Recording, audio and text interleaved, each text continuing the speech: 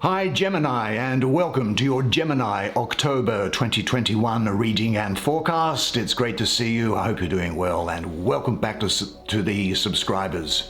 Much love and affection to you. And of course, if you would like to have a private reading with me, as so many Geminis have, just check out the information that's in the description. Now we're going to take 5 cards today. This is a rather an unusual deck. Oh, and by the way, look, I don't normally mention this because I understand and I know that you're astute and intelligent enough to do it. But have a look at the, if you do like what you see, please smash the like button and maybe consider subscribing. You'll be so glad that you did. But now we're going to take 5 cards because that's all we need to find out, because they have so much to say to us, don't they? Haven't you found that, each one of these? There's the 10 of Pentacles. What a wonderful way to start the month for you, I must say. My beloved Gemini, the King of Cups. What an interesting pick. Now this is a deck, actually. You probably haven't seen anybody on YouTube providing a reading with this deck. That's the Knight of Cups, incidentally. So the King of Cups and the Knight of Cups. I personally love it. I've had it for a long time. It's been very accurate for me over the years. And there's the 8 of Swords, and do you know what? It just works. The art on it is quite beguiling, I think, as are you not? And well, certainly the Gemini woman is very beguiling. I've always found that in my experience. My very limited experience, I hasten to add. And what's the final card that I have to say here? Let's see, it is this one. The 7 of Pentacles. Okay, why don't you, as is our usual practice, come now, sit down next to me. We'll have a good close look at these cards together while I do the reading for you. Great set of cards. Okay, I'm going to have a look at this one first. There's a couple on this bottom row which need to be looked at because, well, I'm not going to give it away yet, but it's just a fantastic outcome for you for the month. Now let's have a look at this 7 of Pentacles. Here she stands really at peace in the, what I might call the Garden of Delight. Now that peace standing in the Garden of Delight might for you feel as if there is some degree of stagnation around it as well. The reason why I say that is because the astrology of the sign for me here for this card is Saturn in the 3rd decan of Taurus, that 11th to the 20th of May. Now Saturn is the slow-moving and restricting planet, and Taurus is a plodding fixed earth sign. And put them together, you can get stagnation, I suppose, or a feeling of stagnation, or maybe just not moving forward, even though you may well be standing still in the Garden of Delight.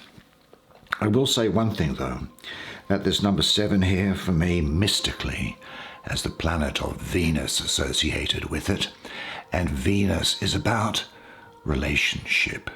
Venus is about harmony.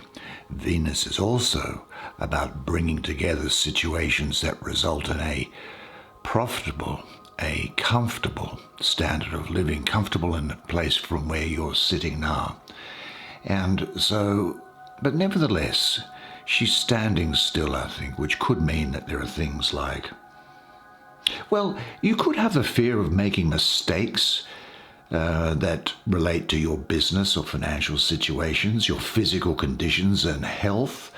Perhaps you see apparently insurmountable obstacles in front of you and believe you will not be able to jump these hurdles with the first try. Terrible images rise up threateningly. There are 7 leaden discs here, and they are the discs of Saturn. Well, you might tend to draw back, resigned, and limit your actions to the old and familiar ways of dealing with problems. But it could mean that there are delays in payments for you. Really, I think this is about you getting longer-term results. There is a slow but steady growth coming around here. You may have to wait for money to come in, and it could be that you find that you are working through something of a dry spell. But This is going to come to a great conclusion in this suit because you've got this 10 here, which I'll probably deal with at the end, looking at how these energies are having this conversation with you.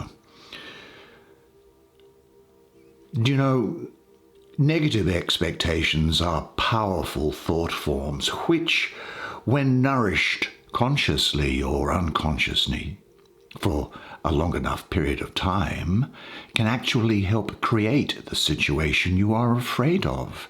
You understand that, don't you? I'm sure that you do. And the same, of course, applies to positive thoughts and expectations. Positive thinking brings about positive results. That's just how the universe seems to work. Now, if you have been trying to get somewhere in a relationship setting, and the person with whom you have been trying to establish or maintain or continue a relationship is just not giving back what you need, it might be time to cut your losses and move on. Now, that might relate to a personal relationship. It could be a social relationship. It could be a business relationship. There may be a supplier. There could be a prospect, for example, with whom you're spending a lot of time trying to sell something to, or a boss that you're trying to get an approval from to move in a particular direction. Might be time to go back and rethink how you go about things. But in any event, the fear here is that your ability to deal with things might be blocked by heavy and fearful expectations, and you should now look at their content and quality carefully. What areas of your life worry you the most?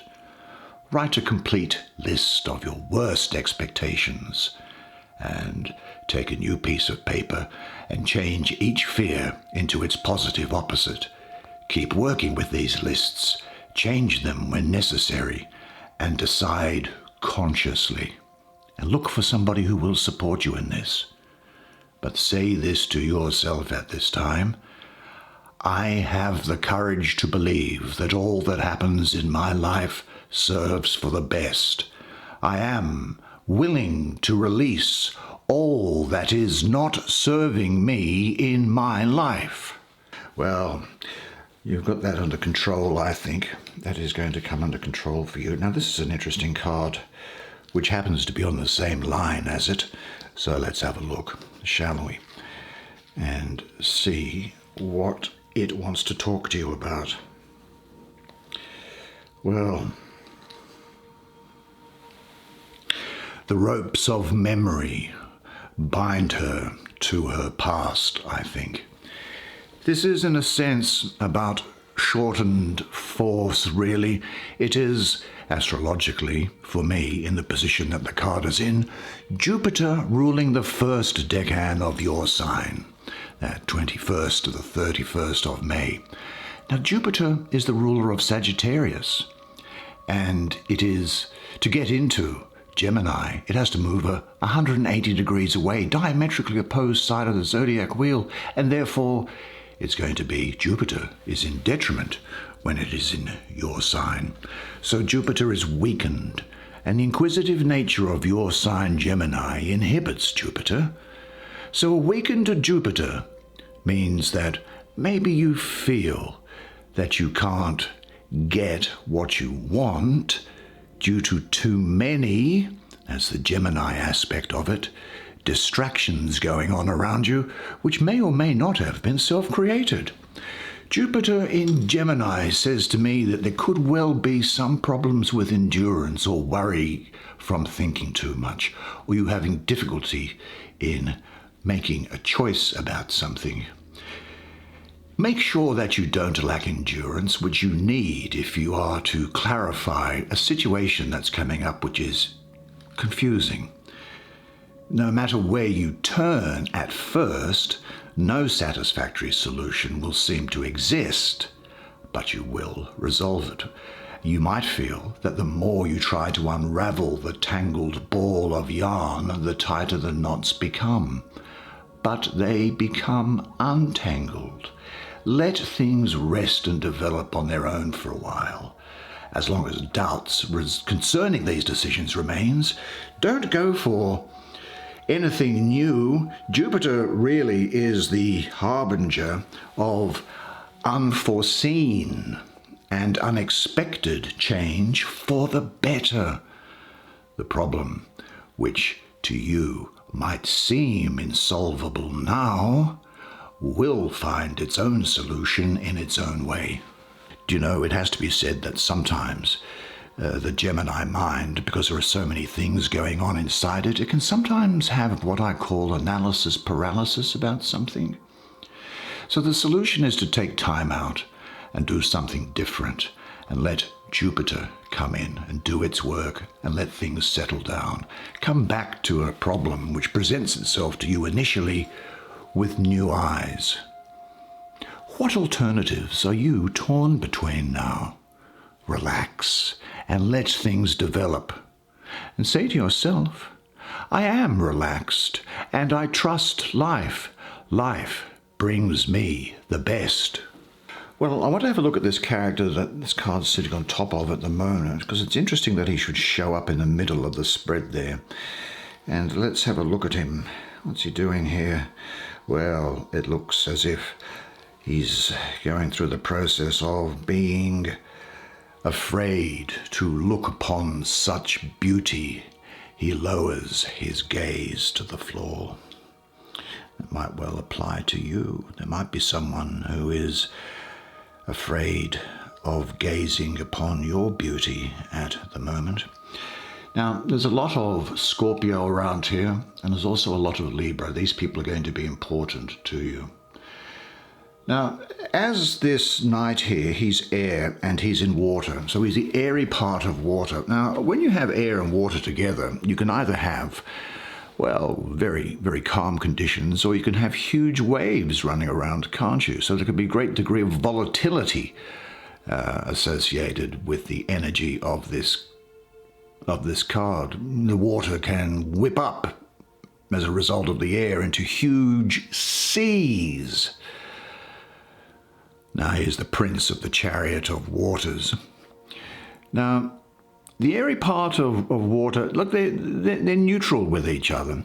But with him, the elements combined with Scorpio make him quite an intense character, I think. Now, when I refer to him as a him, be aware that court cards can be male or female, irrespective of how they're depicted. Now, as a fast river flows, so does he, trying to get the most out of life as is possible. Now, princes are found in an area of divine emanation, which is associated with the sun and with beautiful harmony, even though there is a contradictory sort of a nature to him, or a volatility associated with him, I might say. So this is a wonderful period for you from a divine point of view. But this is about desires, wishings, cravings. These could be you, or, because I say, they could be someone else, possibly, as I say, a Scorpio or a Libra. Now, as a character, he is completely without conscience in the ordinary sense of the word. He is perfectly ruthless. He cares intensely for power and for information and for his own aims, and he feels no responsibility for others, and he can't be relied upon. Wishes and desires must be perceived and recognized. They are fundamental driving forces in your life. It is only possible to use and master them if you are wide awake and alert. Instead of suppressing them, you can use them in the process of becoming more aware. When seen this way, they are a vehicle that help you journey into the world within. But as a person who you might know or who might be in your life, it's the type of person, I'm really getting the feeling here, that may appear calm, but that calmness masks a passion and intensity which can make him very volatile. Now, this person has a lot to offer. He has immense ability, but he can't be relied upon. His main responsibility is to himself. He can be secretive, hiding his deepest desires. I'm getting a feeling of arts and music around here as well, so somebody who's interested in arts and music. He can shed a great deal of insight into other people's lives, as this is the type of person that's usually done it all themselves, but at their worst, they can be cruel, selfish, and reckless. Now, sexuality is also associated with this card, particularly in the center of the deck here, with these two women that are associated, which are listed below him, and also here as well, I might say. Accept your sexual needs and passions and live them out with awareness. You'll discover a lot in this process. Give yourself totally to the experience and observe yourself in it. What secret wishes are you unwilling to admit to? Spend some time each day visualizing yourself, your desires, without getting lost in them, and say to yourself, I now live out my sexual desires. This makes me more vital and fulfilled. And then we go to what I assume would be his father. That's the Knight of Cups. Well, here is the King of Cups. May not be the father. I haven't really made my mind up on that question as far as court cards are concerned. I don't think it matters much either way in any event. Here he is before you now, and he sits on a throne of iron, contemplating and conversing with his inner demons. That's the feeling I get about him. Now, I'm getting a lot of Pisces around here. I'm getting a lot of Aquarius around here. They may be people who are going to be important to you at this time. Could be rising signs rather than just the sun sign as well. He is for me the Lord of waves and waters, the King of the hosts of the seas. Now, this is a man, I've got to tell you, and remember my comment before about whether or not the genders were fixed. He is a man who has commitment issues, if I can put it that way. He is amiable, that is, he's easy to get along with, and he's kind of passive, though, in a way. He's passive. He's mostly passive with the qualities of Venus or of a weak Jupiter. He is, as I say, amiable in a passive way, and he is on the whole really so superficial that it's hard to reach his depth. His name is written in water. But nevertheless, this is also somebody, I think, who is very much attracted to excitement. They can have this type of person can have an unsustainable enthusiasm for people or projects. They're sensitive, but deep down they're actually really shallow. Do you understand what I mean by that? He has a high creative ability to give expression to his deep emotions, and the gifts he gives are expressions of his striving towards more and more perfect forms of emotional interchange, I suppose. Now, at best, he is someone who is, and let's have a closer look at him again, there he is. At best, he is someone who is loving and generous, supportive and tender. He can be, interestingly, capable of quite high spiritual achievement. But he's not somebody who's in your life for very long. The other thing I'll say is this, is that they like the opposite sex, and the opposite sex likes them. And the lesbian and gay members of the audience, please just make the necessary adjustment when I make that statement. You will also, during this period, find that you are quite magnetic to other people, and that other people are going to be attracted to you. So put your life jacket on, because who knows where that might end up. Now, ruled by emotions, I think he is, not very practical. And really, this is somebody who will really try to flatter you rather than pay his share of the bills.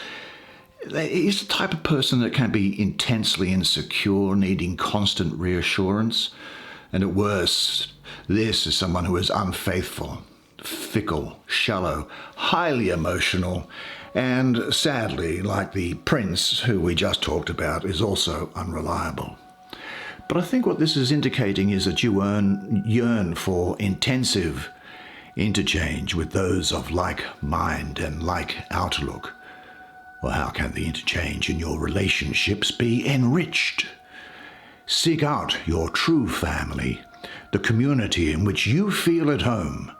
There you'll find the quality of communication that you long for, and say to yourself, I am finding now the contact that I need. Well, that takes us, I think, does it to, is it the final card? We've looked at those. They've spoken to you. They've had their message to pass on. What's this one got to say? What are you telling my friend here now? Let me see. This is the 10 of Pentacles. Well, 10 is completion. Wonderful. Now, astrologically, it's Mercury ruling at the third decan of Virgo, that 13th to the 22nd of September. Now, it just turns out that that's a really fortuitous placement of that planet into the constellation of Virgo at this time for you, because Mercury rules Virgo, and Mercury is also exalted in Virgo. So you'll find that you have good communication skills, and that's as a result of the planet Mercury being there, and you'll be very good at organizing, which is due to the sign of Virgo. So there is success and abundance coming to you with this card. Mercury in Virgo, inner and outer richness, ability to make the inner wealth visible and share it with other people. There is a richness here, an abundance, a feeling of wealth. Now, it doesn't just have to be money, but it can be satisfaction, a feeling of prosperity compared to where you've been before, just feeling better than when. There's a possibility of a small lottery win here for someone as well. Inheritance, perhaps. There'll definitely be a supportive and tight-knit family. And if you're involved in a family business, I think it's going to be going very well. But to follow up the comments I was making earlier about negative and positive thoughts create positive energy, and holding back energy, which is an expression of wealth, just turns the situation sour. These coins here and elsewhere in the card, beautifully done. What an engineering feat to get a castle developed in the clouds, I think. This can sometimes represent someone who has accumulated riches but nothing else. No heart, no spirit. And remember that wealth can be lost. That is, things that you put together can be lost if they're not applied constructively. And riches and material wealth are around here.